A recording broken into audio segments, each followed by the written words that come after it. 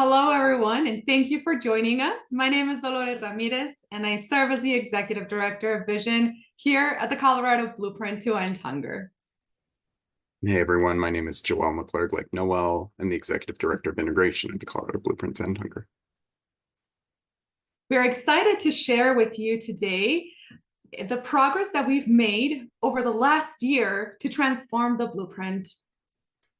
Over the last couple of months, you've heard us talk at different meetings and in different blueprint spaces about the transformation of the blueprint, this 12-month strategic planning journey that has led the blueprint to become a more participant and community-centered organization. Today, we are here to share with you all more information about transformation, but most importantly, we're going to do a high-level summary about our organizational framework and ways in which we hope that you will continue to stay connected at the blueprint. First of all, we are excited to share that about a month ago, we had an opportunity to meet with the Blueprint's Governing Council to approve the new framework for the blueprint. Through different conversations and with unanimous support from the Governing Council, the blueprint has officially approved the transformation of our framework, which will lead to an opportunity for us to better serve our community. One aspect that we are incredibly excited to share is that the vision of the blueprint will continue to stay strong and grounded in supporting communities across Colorado in accessing food. We will continue to work towards a Colorado where everyone who lives here can access the food they choose, where they want it, and when they need it. We have also developed a theory of change that will help stay grounded in our commitment to the work. And that is that through purpose-driven convening, resource distribution, thought leadership, and a bold policy agenda, the Blueprint will continue to activate a statewide network to collectively achieve food sovereignty for all Coloradans. As we continue our work, we have talked at length about our organizational commitments. Joel will share a very high-level overview of what this means and how we plan to carry out our work. Of course. Yeah, in regards to the organizational commitments, you'll see these replacing those 5 goals that we've been working on over the last 5 years. The goals, again, being around public and political will, around healthful and charitable food access in both a retail and charitable setting, around expanding WIC and SNAP access, and then maximizing use of child nutrition programs. Great goals that have really taken us far in all of our work, but through the strategic transformation process and the ongoing stakeholdering we've been doing, now we're ready to really center in on goals that are a little bit more community focused in nature. We call these our organizational commitments, and these are what are going to drive the work forward in the future. The first is convening stakeholders around shared priorities. The second is supporting local solutions to local problems. The third is strengthening resources and building capacity at the local level. And then finally, focusing on championing bold policy change. So I'll speak a little bit about each of those and what it means in greater detail so you have a clear understanding of each. Next slide, please.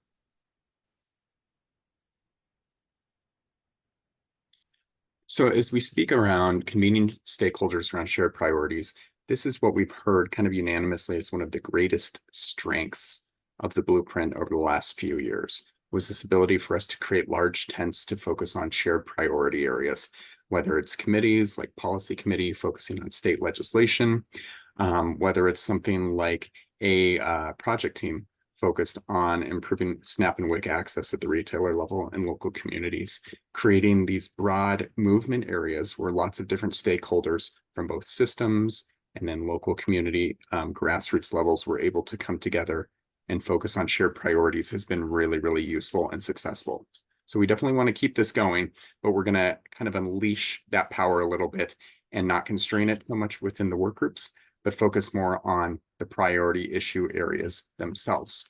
So how do we really continue to enhance that accessibility, redistribute those abilities to convene around these shared priorities while we're simultaneously boosting local capacity, which I'll speak to in a moment, but really being purposeful about our gathering places so we can make sure that we have clear objectives as to what we want to accomplish together. We're being really strategic and thoughtful about engagement.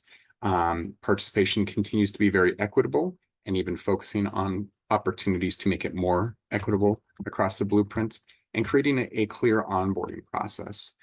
This is something we've heard a lot of throughout the blueprint work is how can we make it more accessible and better orient people who want to come in and participate in the work in different areas? How do we really increase that understanding and that inflow of people to make sure we're all aligned on the work and we're all driving forward together?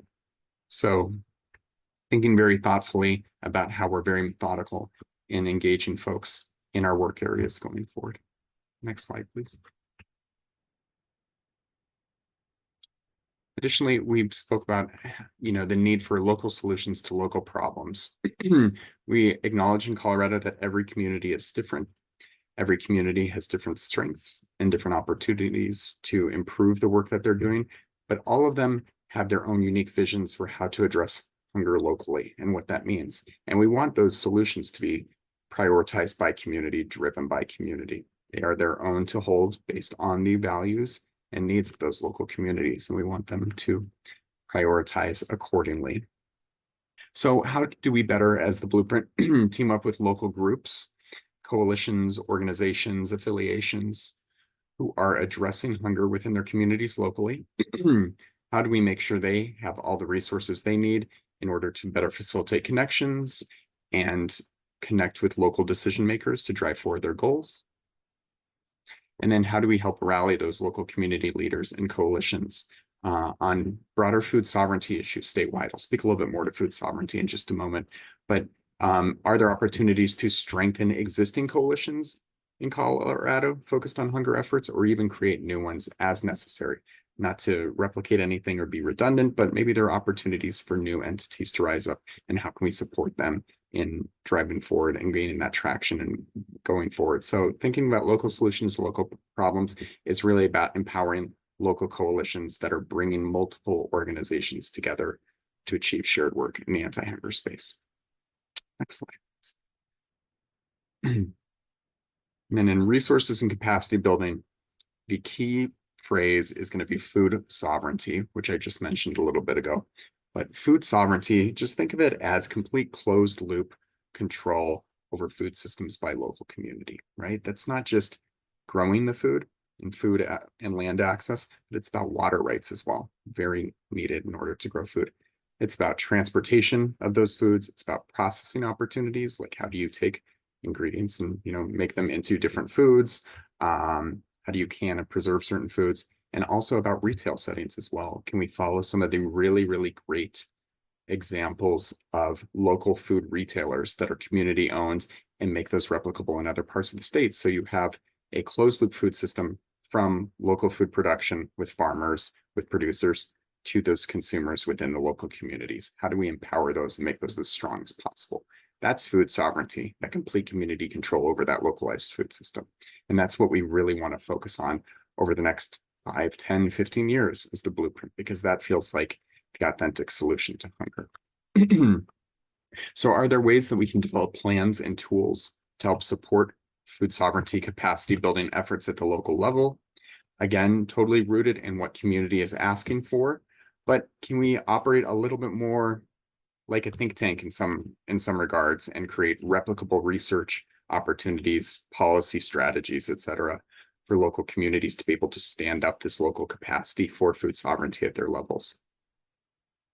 How do we really empower individuals and communities to engage through policy and advocating for change within their local communities?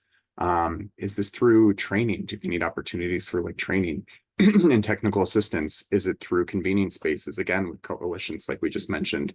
Is it the opportunity to glean more data or to fundraise better and find local resources or statewide resources? How do we really support these local entities and communities in identifying what they need to level up, because they have the clear visions for what they need. And now it's just a matter of kind of bridging some of those gaps and finding the right opportunities and tools for them to get there.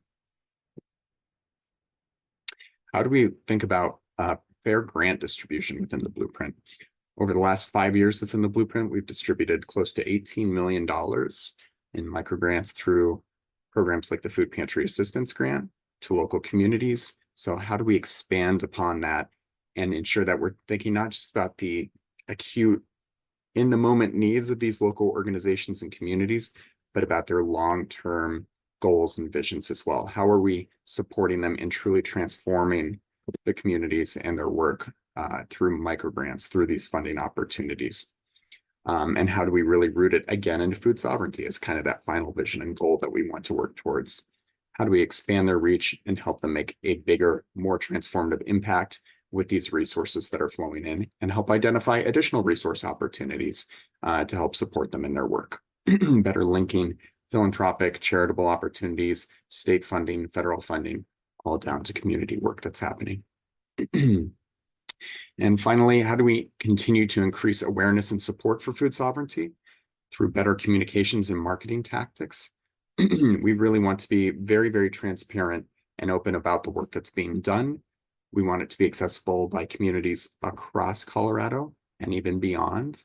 So how do we really package some of this incredible work that's happening in a way that's really digestible and accessible, so that other entities can look at these policy or efforts, these movement building efforts, and say, hey, that sounds like something that would really work here. How do we take that on? And we have a clear map for how communities can get engaged in similar work and really operationalize it locally as well. Next slide. And then finally, having to acknowledge that not all this work will be achievable without bold policy change. And bold policy change really requires a long, comprehensive strategy and plan, and thinking step by step about what we want to see at the outcome, and then working to achieve it in the interim, and how some of these policy changes will be necessary to help all these communities achieve food sovereignty. So how do we create community-centered and assets-based processes to think about key policy challenges that are occurring in the space and build those into this, broad tapestry of a plan? How are we really being community-centered and continuing to glean feedback on our own processes as we take on policy work? And when I think bold policy, I think it's really necessary for us to think in a 10-year timeline, to be honest. I think in Colorado frequently, just by virtue of legislative sessions, they get very frantic sometimes. And so there's a tendency to not think more than a year or two out. And I think we need to break out of that mold, that tendency a little bit, and think about a 10-year policy plan. Because like I said, you have the vision at the far end, and there's a lot of incremental steps that need to happen between here and there in order for bold change to occur. So being very, very mindful and thoughtful that we're in it for the long game, that we can address emergent needs as they come up in the short term, but overall we're thinking about these final long-term visions and everything that's intertangled in order for us to achieve that and get there. We have a lot of bench depth and technical expertise when it comes to policy at the blueprint. So how do we better leverage that and create opportunities for communities to be able to benefit from our legislative expertise in the space, so that they can support their own community-driven priorities, either at the state level, which is great, or maybe there's an opportunity for more municipal level advocacy, local advocacy, especially around things like zoning and water rights. We think there's a great opportunity there to support local stakeholders in engaging with their local city councils or county commissioners in order to achieve what they need for food sovereignty. And then finally, again, just a commitment to equitable and just decision-making implementation. As always, being very, very committed to our organizational value of transparency. We want to always make sure that there's sunshine in the work that we're doing. It's visible from any angle, and no decisions are being made behind closed doors, but rather there's always collective decision-making and open and transparent communications and discourse around this work, because it's very important to us. And change only happens at the speed of trust. And so it's important that we are embedding that trust continuously in all of the decisions and work that we're doing. Thank you, Joelle. In order to ensure that we are living out these commitments, we also find it important to share out with all of our network our values, our organizational values, so that you can keep us accountable to the work, as Joelle mentioned, in order to ensure that our work is truly grounded in community. We must continue to be transparent.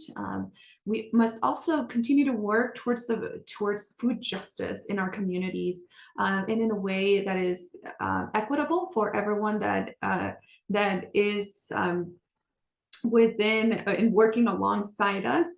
We will continue to be grounded on the root causes and remember that there is always a why behind the problems that our communities are facing. Another organizational value that we will uphold will be to continue to collaborate. And we hope that every space, and we will work very hard to ensure that every space that the Blueprint hosts really feels like a collaborative space. We will also ensure that community voice is at the forefront of the work, and that food access and choice, as well as program access, continue to lead the work, so we can ensure that we are reducing and making an impact in reducing hunger across Colorado. Now we're going to shift a little bit. We're going to shift tone a little bit, and I'm going to share this very interesting slide. This slide really showcases, or it really brings forth and elevates our organizational structure as we move forward. This is the way in which the Blueprint will carry out its work, as we shift away and move away from those 5 goals to these 4 commitments. We are excited to share that every one of the committees that are active up until now will continue to operate. They will continue to serve their purpose, but they will do so in a more intentional way. So we will open up also new committees, new spaces to allow space for more collaboration, for deeper conversations, for opportunities to increase resources and increase capacity building for upcoming project teams. So as you can see in this slide, there's a great deal of committees that will be opening. We are excited to also share that project teams, which are those spaces that are characterized by being short-term, very action-oriented. Typically, they're anywhere between 6 to 18 months, but have a very clear scope of work, will continue to guide much of the work. We will also create a new space, and this is also a new factor or a new characteristic of our new framework, and that is the Blueprints Advisory Board. So we will be shifting away from a governing council to an advisory board that will be composed of experts in food systems, particularly in local food systems, that will ensure that the Blueprint is living out its values day in and day out. They will serve as an advisory board to guide our strategy, to ensure that the projects and the research that we are doing is in alignment with our values, with our commitments, and with what is being felt in communities. So as far as community investments, as Joelle mentioned, we will want to make sure that equitable grant making continues to be at the forefront, and that the Blueprint continues to be a learning space for this structure. So we will continue to have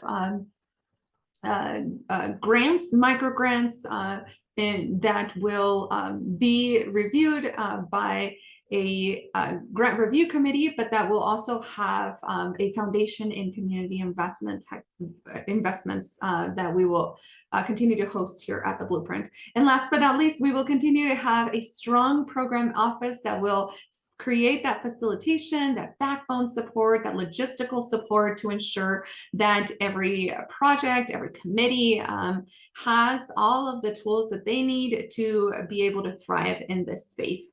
So as we move on to the next slide, you'll be able to see very clearly what are the existing committees and the existing places that will remain intact and that will continue to exist here at the Blueprint. First of all, we'll have the State Policy Committee. That committee will continue to meet in its regular cadence. We will also keep operating activating the Federal Policy Committee. We will also continue to have the Data and Evaluation Committee, as well as our Funders Committee. We will have the Food Access Update meetings. This is a place where different state partners provide updates across what's going on in Colorado's food systems. And then we will continue to host quarterly space for coalition convenings to work together, collaborate on those different opportunities and different projects. In terms of new spaces and new committees, we are excited to open up a community voice committee. This will serve as a space where members with lived and living experience and expertise in hunger can have a platform for sharing out our stories and sharing out different or giving voice to the different barriers that are faced as we navigate systems. And most importantly, be able to better understand and be able to take action on how we can reduce those barriers, how can we address those issues by being resourced through the other spaces in the Blueprint. We will also have a grant review committee that, as I mentioned, will support equitable grant distribution within our network. And we will have a communications and accessibility committee that will ensure that all of the communications that we're sharing out here in the Blueprint are not only accessible in different languages and different modes, but they are also that we are putting language justice at the forefront and making sure that the information, again, is easy to understand so that communities can feel most engaged and can feel like part of the conversation with a reduction of barriers. So now as we look at the next slide, and we can talk a little bit about sunsetting work groups. As Joel mentioned, and as I've mentioned in this presentation, as we are shifting away from those 5 goals that served us very well here in the Blueprint over the past years, we are moving to these 4 commitments. And so with that, it is time for us to sunset work groups in order to also remove and reduce redundancy in spaces here at the Blueprint. So you can see that work group 4 and work group 2 and 3 have already sunset. Work group 5 has also recently sunset, and work group 1 will look to sunset in July of 2024. As we look to the next slide, we'll also share that we anticipate a very streamlined flow of folks that can get connected to the different spaces. So we would love to see community members with lived and living experience and expertise be part of the Community Voice Committee, any other committee where their passions, their gifts, their talents might be better used, and also continue to participate in different project teams. We will also make sure that we have reimbursement available. We're revisiting what that reimbursement structure looks like, but it's certainly will continue to be top of mind for us to ensure that there is compensation and reimbursement for the experience and expertise that our community brings forth, and as we are working together to shift systems. We will also anticipate that coalitions and encourage that coalitions continue to participate in those quarterly convenings. We will encourage coalitions to also apply to become part of our advisory board, and to also continue to participate in different committees. Our state partners and organizational partners will be encouraged to participate in committees, project teams, but also feel free to share their expertise in just about any other space that they feel where their expertise can really be leveraged. And finally, state partners and federal agencies will encourage our partners to can participate again also in those committees, but particularly in that food access update meeting where we have an opportunity to share out and to collaborate. And again, all of these different spaces that we will continue to update or to open up will be supported by program office staff that will continue to serve as liaisons, continue to support that facilitation, and support those committees and project teams. So as we go to the next slide, we just want to encourage everyone to stay engaged during this transition. We want to be very transparent that every space will open up as soon as we are ready. We are working diligently to ensure that as we are planning and revisiting every single space in the blueprint, we are doing so with mindfulness of time, but then most importantly, that we are doing everything that we can to be thorough, to ensure that equity is built into everything that we are doing. And so because of that, again, there will be a cadence into how quickly different spaces will be opened. And so because of that, it is incredibly important that you stay connected. So we want to really encourage you to subscribe to our bi-weekly newsletter, to also ensure that you are reaching out to any one of the staff members here at the Blueprint. We would love to have the opportunity to talk one-on-one, to answer any questions as we carry out this transition over the next couple of months. And last but not least, we'll leave you here with a QR code for a direct link to sign up for that bi-weekly newsletter if you haven't done so already. Again, please stay connected with us through social media, through the newsletter. We will continue to send email updates. We will also, and most importantly, have added and will add a frequently asked questions document that has many of the different questions that folks have been wondering about as we go through this transition. That will be up and available in our websites, and so we encourage you all to check that out. And so with that, we will leave you. Thank you again for tuning in, for staying the entire time with us. We hope that this video is helpful and is helping you a little bit get more comfortable and understanding of where the Blueprint is heading and what our upcoming changes are. Again, please feel free to reach out to any one of us here at the Blueprint. We'd love to have an opportunity to chat with you one-on-one, and check out that website, check out that FAQ document, which is packed with lots of great information. And so until next time, we thank you for tuning in. Have a great one.